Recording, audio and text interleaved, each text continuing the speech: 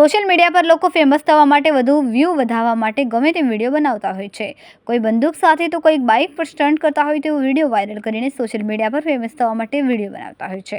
ત્યારે વધુ એક વિડીયો બિસ્તાન વિસ્તારનો હાથમાં હથિયાર લઈને ધમકી આપતો હોય તેવો વિડીયો સોશિયલ મીડિયા પર વાયરલ થયો.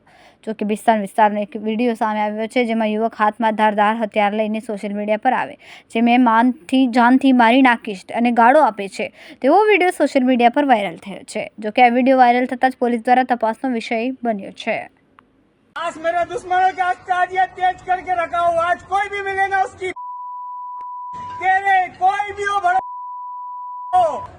आज मरेगा कोई ना कोई, एक ना एक तो मरेगा। आओ कोई ना कोई दुश्मन मेरे सामने, बाटलीदार भी आओ लुको।